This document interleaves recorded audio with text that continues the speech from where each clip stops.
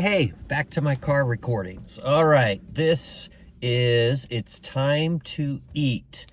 I wouldn't say I was a picky eater, but I'm sure my parents wouldn't agree with that. Certain foods just didn't appeal to me, such as onions, peppers, cooked oatmeal, eggs with a runny yolk. Oatmeal is still slim, or maybe slime. And I like my eggs scrambled or hard boiled. If I find green peppers or onions in my food, I pick them out. During my teen years on school days, Mom always had a good breakfast fix for us, but I wouldn't eat it, usually because I was late. So I went to school on an empty stomach. For a couple of years, I went to the Texas Hot for lunch with a couple of friends. I didn't have enough money to buy a decent lunch, so I always had a bag of Cheetos and a Pepsi every day. My first good food was whatever Mom fixed for dinner. It tasted wonderful. I'm surprised I had very good health at all the way I ate. That might be why I weighed 110 pounds throughout high school. And here is Texas Hot, home of the most delicious hot dogs. Doesn't that look like a cool place? Anytime I had soda, we called it pop. It was always a Pepsi. I loved it. When summer came and I wasn't going to the Texas Hot, I missed my Pepsi so much. Once when I went up to my room, there on my bed was a 6-pack of Coke. Mom bought it to surprise me. I was so excited and grateful, but when I took a drink, I couldn't believe the taste of it. Bad, bad, bad. I thought, Pepsi, really drink this? I thought, people really drink this stuff? I knew Mom didn't realize Pepsi and Coke didn't taste the same, so I pretended it was so good. That's nice, Mom. It was so bad. I will never forget the experience. Today, I can't drink either of them. I'm not a soda person. My mom, that's like Heidi, isn't it? My mom was the best cook in the world. Her cooking story is so funny. She claimed when she married Dad, she had been 17 for 3 weeks. She couldn't boil water without burning it. I certainly missed her bad cooking days because everything she made when I was growing up was scrumptious. From her melt-in-the-mouth biscuits to her 24-hour salad, crummy chicken cheesecake, and on to her Johnny cake. Delish. We loved the nights we were served lasagna and French bread with lots of garlic butter. Mom was given this recipe by her good friend, Trudy Toma. Mom and Trudy were in plays together. Mom was quite the actress. Dad always acted in the town plays. They were part of a troupe called the Nancy Howe Players.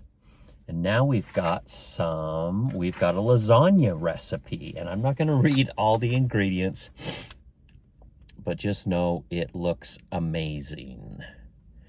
And then she says, although that lasagna was hard to beat, the whole family loved biscuits and gravy or biscuits and butter or biscuits and jam. That sounds amazing.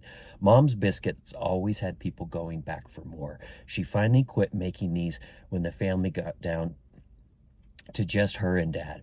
It made too many, and the biscuits were always at their best right out of the oven. And then she includes the biscuit recipe, which you can read in the book, but probably doesn't make for good audio.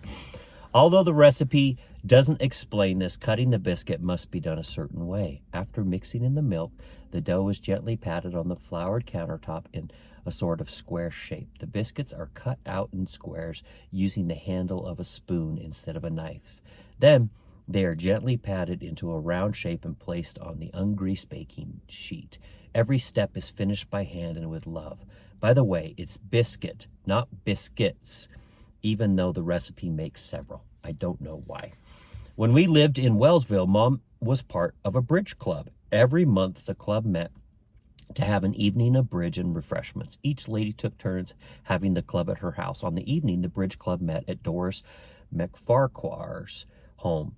Doris served cheesecake to the women. Apparently, Doris wasn't particularly popular with this group of women, so when she served the cheesecake, most of the women took a bite or two and pushed it away, never commenting one way or the other to Doris. Mean. Sorry, that was mean.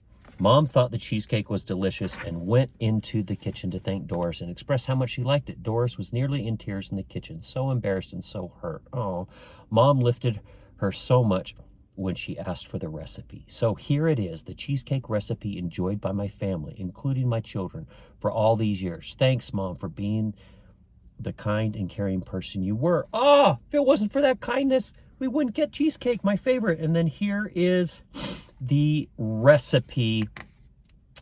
And let's good. That's Vera Stannard's oven fried chicken, because we rolled the chicken into sour cream mixture and then into breadcrumbs. We called it crummy chicken. It was anything but crummy.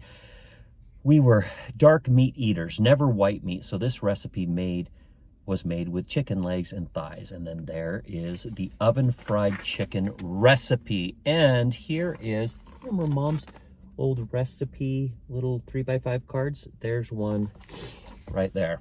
And I love that you can see the stains of all the different ingredients over the years. So the following cake is the best tasting cornbread going. We had this at least once a week, and so with butter and honey. It's even better the next day, broken into a bowl and covered with milk and sugar. Oh, I agree. When I went to Rick's College, my roommates and I oversaw the meal for the students' ward we attended. I made large batches of Johnny cake. What a hit. Brother Hendricks, a counselor in my bishopric and a professor of psychology, had to have the recipe. I was very flattered. Of course, if Brother Hendricks knew how I made the large batches, he may not have been so eager to eat it. I didn't have a bowl large enough, so I scrubbed out the pail we used when mopping the floor and used that as my bowl. Oh, gross. I'm squirming as I'm writing this. And then she has the recipe for Johnny cake, another classic. Mom's pie crust. So yummy. It's still used by children and grandchildren. The way it's mixed together is a little unusual, but I can't argue with success.